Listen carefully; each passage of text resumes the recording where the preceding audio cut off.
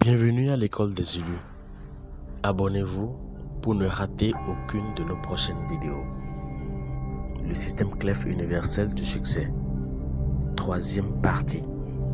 Vous savez maintenant que l'individu peut agir sur l'universel et que le résultat de cette action et interaction est la cause et l'effet. La pensée est donc la cause et les expériences de votre vie sont l'effet.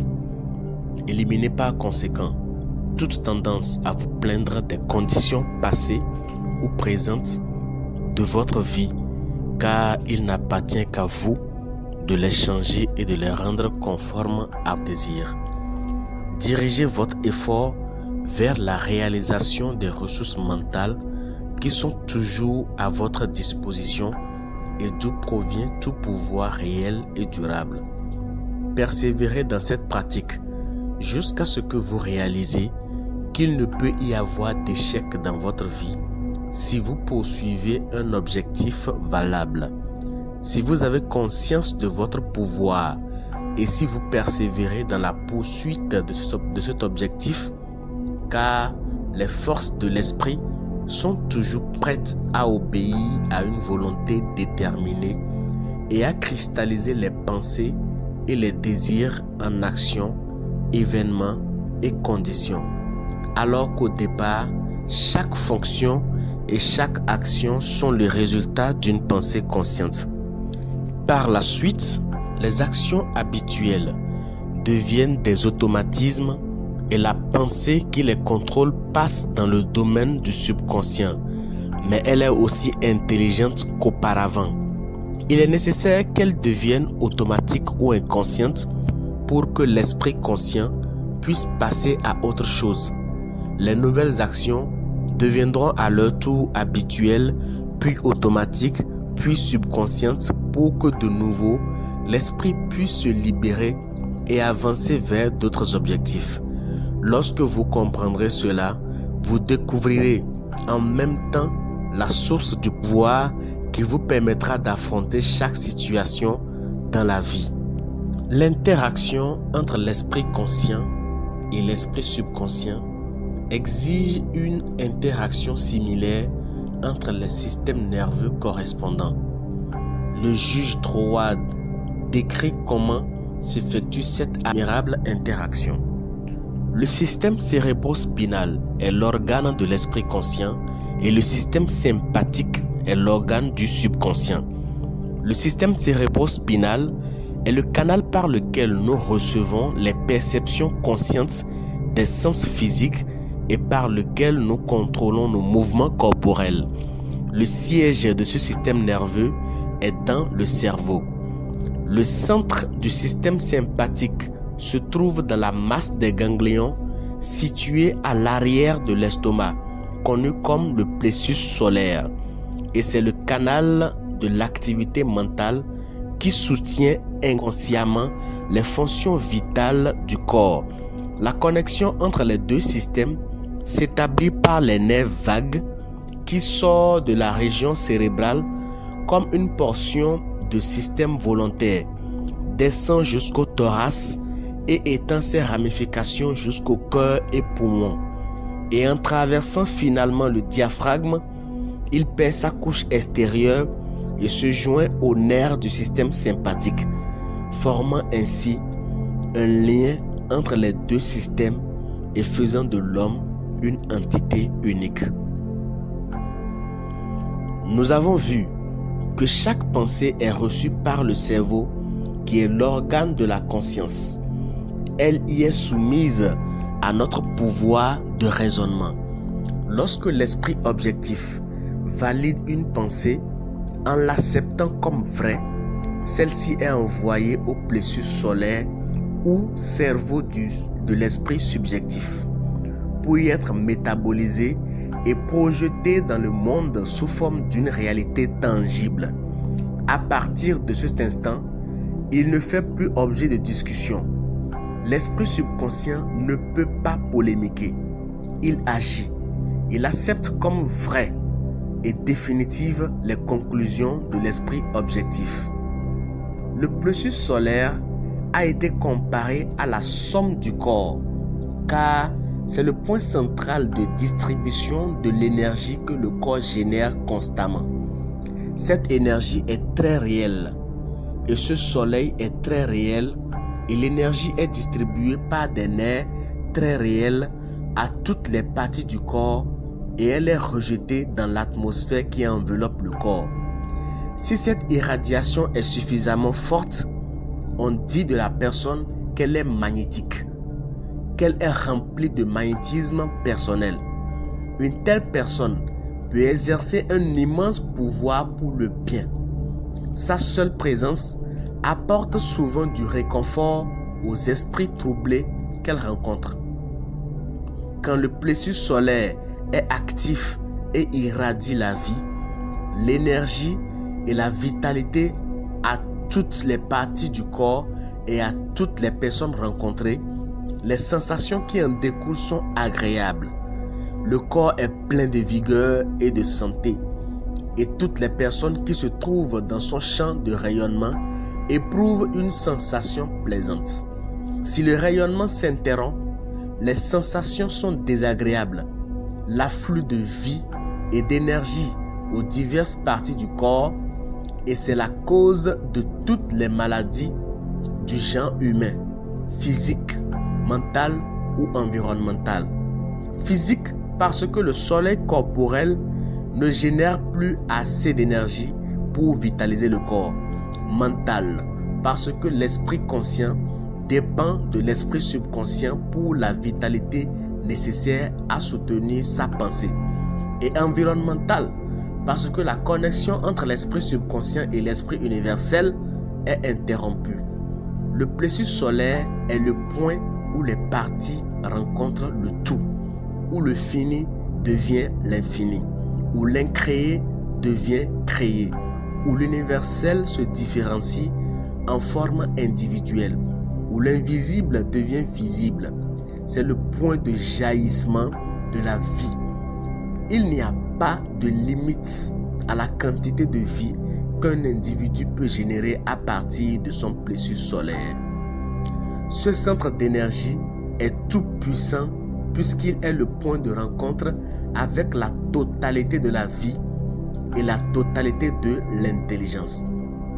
Par conséquent, il peut accomplir tout ce qu'il est conduit à accomplir et là réside le pouvoir de l'esprit conscient. Le subconscient peut réaliser et réalisera tous les projets et les idées que lui suggère l'esprit conscient. La pensée consciente est donc le maître de ce centre solaire d'où découle la vie et l'énergie du corps entier. Et la qualité, le caractère ou la nature de la pensée que nous entretenons déterminera la qualité, le caractère et la nature de l'énergie qui sera irradiée par ce soleil et en conséquence la nature de l'expérience qui en résultera. Il apparaît donc clairement que tout ce que nous avons à faire, c'est de laisser briller notre lumière. Plus intense sont notre énergie et notre rayonnement, plus rapidement nous transformerons les conditions indésirables en source de plaisir et de profit. La question importante est donc, comment laisser briller cette lumière? Comment générer cette énergie? La pensée fluide, non résistante, dilate le plexus solaire. La pensée résistante le contracte. La pensée agréable le dilate. La pensée désagréable le contracte. Les pensées de courage, de pouvoir, de confiance et d'espoir induisent les états correspondants. Mais l'ennemi numéro 1 du plexus solaire qui doit être absolument détruit pour que la lumière puisse briller, c'est la peur. Cet ennemi en particulier doit être complètement détruit, éliminé, banni à tout jamais. C'est le nuage qui cache le soleil et qui apporte l'obscurité perpétuelle. C'est le démon personnel qui fait que les hommes craignent le passé, le présent et le futur, qu'ils ont peur d'eux-mêmes, de leurs amis et de leurs ennemis, de tout et de tout le monde. Lorsque la peur est réellement et entièrement éradiquée, votre lumière brillera, les nuages se dissiperont et vous découvrirez la source du pouvoir, de l'énergie et de la vie. Quand vous découvrirez que vous êtes réellement unis au pouvoir infini et vous prendrez pleinement conscience de ce pouvoir en faisant la démonstration pratique de votre capacité à surmonter toute condition adverse par la force de la pensée, vous n'aurez plus rien à craindre.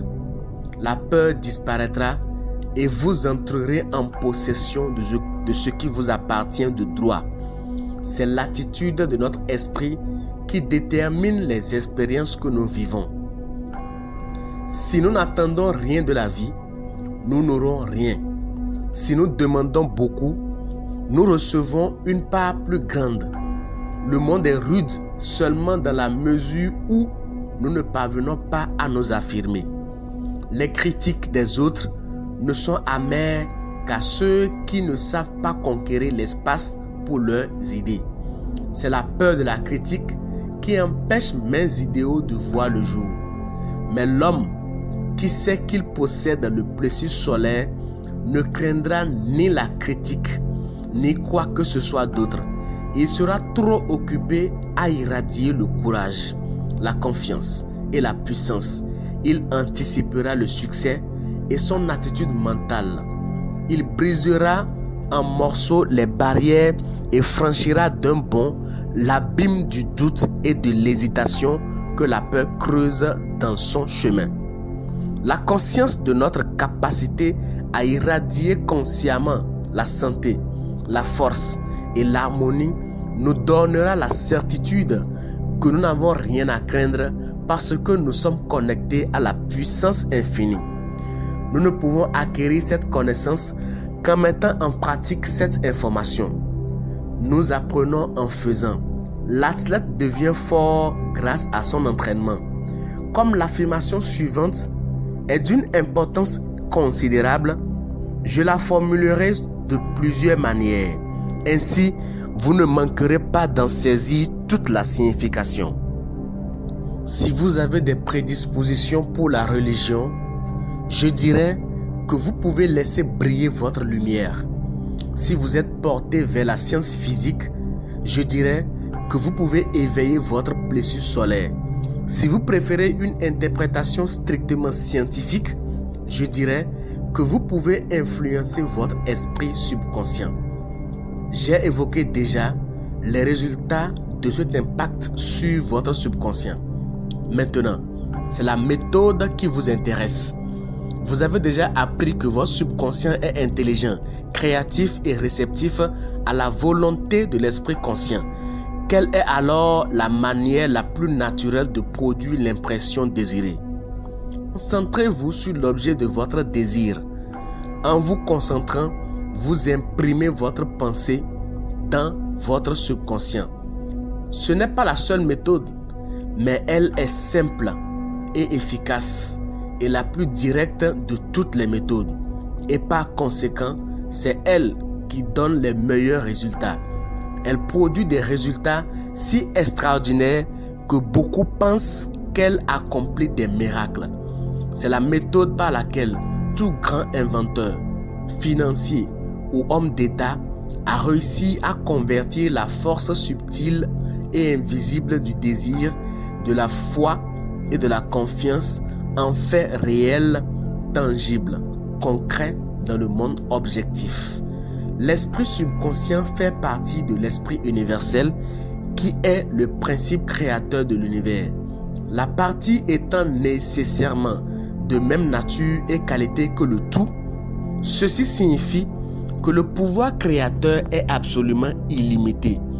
Il n'est contraint par aucun précédent, aucun schéma préalable qui serait obligé de suivre pour appliquer son principe constructif. Lorsque vous mettrez en pratique ce principe, conformément aux exercices indiqués dans les leçons suivantes, il sera utile de vous rappeler qu'il n'est pas nécessaire de préciser comment et par quels moyens le subconscient produira les résultats que vous désirez. Le fini ne peut pas instruire l'infini. Vous devez juste dire ce que vous désirez et non comment vous allez l'obtenir. Nous avons découvert que l'esprit subconscient répond à notre volonté consciente, ce qui signifie que le pouvoir créatif infini de l'esprit universel est sous le contrôle de l'esprit conscient de l'individu. Vous êtes le canal par lequel l'indifférencié se différencie et cette différenciation se réalise par l'appropriation individuelle. Seule la reconnaissance est requise pour activer les causes qui produisent les résultats conformes à votre désir. Et ceci parce que l'universel ne peut agir qu'à travers l'individu et que l'individu ne peut agir qu'à travers l'universel. Les deux sont un. Dans l'exercice de cette partie, je vous demanderai de franchir encore un pas. Vous devez non seulement rester parfaitement immobile et inhibé autant que possible, mais vous devez vous détendre et relâcher tous vos muscles. Ceci enlèvera toute pression des nerfs et éliminera la tension qui produit si souvent l'épuisement physique. La relaxation physique est un exercice conscient de la volonté et vous découvrirez la grande utilité de cet exercice car elle favorise une circulation sanguine libre et fluide entre le cerveau et le corps. La tension conduit à l'agitation mentale et à une activité anormale de l'esprit. Elle engendre l'inquiétude, le souci, la peur et l'anxiété. La relaxation est par conséquent une nécessité absolue si l'on veut permettre aux facultés mentales d'agir en toute liberté. Faites cet exercice de manière aussi consciencieuse et complète que possible. Décidez mentalement que vous détendrez chaque muscle et chaque nerf de votre corps jusqu'à ce que vous vous sentiez reposé, calme et en paix avec vous-même et le monde. Le plexus solaire sera alors prêt à fonctionner et vous serez surpris du résultat.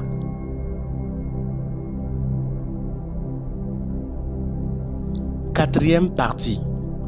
J'inclus à votre attention la partie 4 de ce cours. Cette partie vous montrera pourquoi ce que vous pensez, faites ou sentez révèle qui vous êtes. La pensée est l'énergie et l'énergie est le pouvoir. Et c'est uniquement parce que toutes les religions, sciences et philosophies que le monde a connues jusqu'à présent se basaient sur les manifestations de l'énergie au lieu de l'énergie elle-même, que le monde a été limité aux effets, tandis que les causes étaient ignorées ou mal comprises. C'est pour cette raison que nous avons Dieu et le diable dans la religion, le positif et le négatif dans la science et le bien et le mal dans la philosophie. Le système clé inverse le processus. Il s'intéresse uniquement à la cause et les lettres que nous recevons des étudiants nous racontent toute une histoire merveilleuse. Elle montre de façon concluante que les étudiants découvrent la cause qui leur permet d'obtenir la santé, l'harmonie, l'abondance et toute autre chose qui s'avère nécessaire pour leur bien-être et leur bonheur. La vie est expressive et c'est à nous de nous exprimer de manière harmonieuse et constructive. La souffrance et la misère, le malheur, la maladie et la pauvreté ne sont pas des nécessités et nous devons les éliminer constamment. Mais ce processus d'élimination consiste à s'élever au-delà des limitations de toutes sortes. Celui qui a fortifié et purifié ses pensées n'a pas besoin de s'inquiéter des microbes et celui qui a compris la loi de l'abondance se branchera directement à la source de tout approvisionnement. C'est ainsi que le destin de la fortune seront contrôlés aussi efficacement que le capitaine contrôle son navire ou le conducteur son train. Votre moi n'est pas le corps physique. Ce dernier n'est que l'instrument que votre moi utilise pour réaliser ses intentions et ses buts. Votre moi ne peut être l'esprit, car l'esprit n'est que l'autre instrument dont votre moi se sert pour penser, raisonner, et prévoir. Le moi contrôle et dirige le corps et l'esprit. Ils déterminent ce qu'ils feront et comment ils agiront. Lorsque vous comprendrez pleinement la véritable nature de votre moi, vous éprouverez une sensation de puissance que vous n'avez jamais connue auparavant. Votre personnalité est composée d'innombrables caractéristiques, particularités, habitudes et traits de caractère individuels. Ceux-ci sont le résultat de votre manière de penser précédente, mais ils n'ont rien à voir avec votre moi réel. Lorsque vous dites « je pense », le « je » dit à l'esprit ce qu'il pensera. Quand vous dites « je vais », le « je » dit au corps physique où il ira. La vraie nature de ce « je » est spirituelle et c'est la source du pouvoir véritable qui apparaît chez les hommes et les femmes quand ils prennent conscience de leur véritable nature. Le pouvoir le plus grand et le plus merveilleux qui a été donné au jeu est le pouvoir de penser. Mais peu de personnes savent penser de manière constructive ou juste. Et par conséquent, ils n'obtiennent que des résultats médiocres et mitigés. La pensée de la majorité des individus est imprégnée de considérations égoïstes qui sont le résultat inévitable d'un esprit immature. Quand un esprit acquiert la maturité, il comprend que chaque pensée égoïste porte le germe de sa défaite. L'esprit averti sait que chaque transaction doit bénéficier à toutes les protagonistes impliqués dans le système de quelque manière que ce soit. Dans cette transaction, et que toute tentative de profiter de la faiblesse, de l'ignorance ou du besoin d'un autre agira inévitablement en sa propre défaveur. Les choses sont ainsi parce que l'individu est une partie de l'universel. Une partie d'un tout ne peut pas agir à l'encontre d'une autre partie, mais au contraire, le bien-être de chaque partie dépend de la considération de l'intérêt du tout. Ceux qui reconnaissent ce principe ont de grands avantages dans les affaires de la vie. Ils ne s'épuisent pas. Ils peuvent facilement éliminer les pensées vagabondes ou parasites. Ils ont la capacité de se concentrer facilement et totalement sur n'importe quel sujet.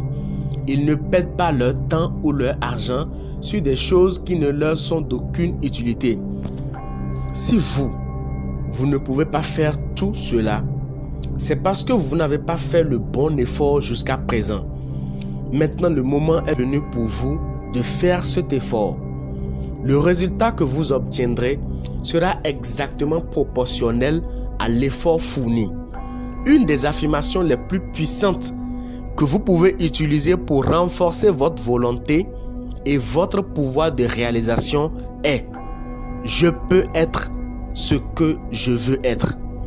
Chaque fois que vous la prononcez, soyez conscient de ce que le « je » et de ce qu'il est. Essayez d'approfondir le plus possible votre compréhension de la vraie nature du « je ». Ainsi, vous deviendrez invincible, sous réserve cependant que vos intentions et vos objectifs soient constructifs et en harmonie avec le principe créatif de l'univers. Répétez cette affirmation continuellement matin et soir et aussi souvent dans la journée que vous le pouvez, aussi vrai que vous le pouvez, aussi longtemps que vous le pouvez, et continuez jusqu'à ce qu'elle fasse partie de vous. Faites-en une habitude. Si vous ne possédez pas de la sorte, il vaut mieux ne pas commencer du tout. Car la psychologie moderne nous dit que lorsque nous commençons quelque chose et que nous n'allons pas jusqu'au bout, nous formons l'habitude de l'échec. Un échec total et honteux. Si vous n'avez pas l'intention de faire une chose, ne la commencez pas. Si vous commencez, allez jusqu'au bout, même si le ciel vous tombe sur la tête. Si vous décidez d'entreprendre une chose, menez-la à bien. Ne laissez rien ni personne s'interposer. Le jeu en vous a décidé l'affaire est conclu. les dés sont jetés, il n'y a plus de discussion. Si vous suivez cette idée, en commençant par de petites choses que vous savez pouvoir mener à terme et en augmentant progressivement votre effort sans jamais, quelles que soient les circonstances, permettre à votre moi d'être dominé, vous serez capable de vous maîtriser vous-même. De nombreux hommes et femmes ont découvert à leurs dépens qu'il est plus facile de contrôler un royaume que de se contrôler soi-même. Mais quand vous aurez appris à vous maîtriser, vous aurez retrouvé le monde intérieur qui contrôle le monde extérieur. Rien ne vous résistera.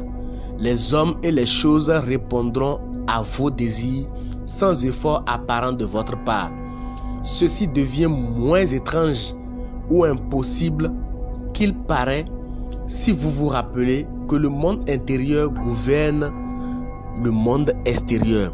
Si vous vous rappelez que le monde intérieur est gouverné par le moi et que ce moi est une parcelle indissociable du moi infini qui est l'énergie universelle ou l'esprit connu sous le nom de Dieu. Il ne s'agit pas d'une simple profession de foi ou d'une théorie fabriquée pour confirmer ou établir une idée, mais d'un fait reconnu par les meilleures pensées religieuses ainsi que par les meilleures pensées scientifiques. Herbert Spencer a dit: parmi tous les mystères qui nous entourent, nous avons une certitude, celle de la présence d'une énergie infinie et éternelle, d'où provient tout ce qui existe. Dans son discours prononcé devant les anciens étudiants du séminaire théologique de Bangor, Lyman Abbott a dit: nous en venons à concevoir Dieu comme étant en l'homme plutôt que comme une force agissant sur les hommes depuis l'extérieur. La science avance dans sa recherche, puis elle s'arrête. Elle découvre l'énergie éternelle et omniprésente. Mais la religion découvre le pouvoir qui produit cette énergie et elle le localise dans l'être humain. Mais ce n'est aucunement une nouvelle découverte. La Bible dit exactement la même chose dans un langage aussi simple que convaincant. Ne sais-tu pas que tu es le temple du Dieu vivant? Là est donc le secret du merveilleux pouvoir créateur du monde intérieur. Là est le secret du pouvoir de la maîtrise. Dépasser ne veut pas dire renoncer aux choses. L'abnégation n'est pas l'accomplissement. Nous ne pouvons pas donner si nous ne recevons pas. Nous ne pouvons pas aider si nous ne sommes pas puissants. L'infini ne peut pas être en faillite. Et nous qui sommes les représentants du pouvoir infini, nous ne devrions pas non plus faire faillite. Et si nous désirons nous rendre utiles aux autres, nous devons avoir le pouvoir et encore plus de pouvoir. Mais pour l'avoir, nous devons donner, nous devons servir, nous devons être utiles. Plus nous donnons, plus nous recevons.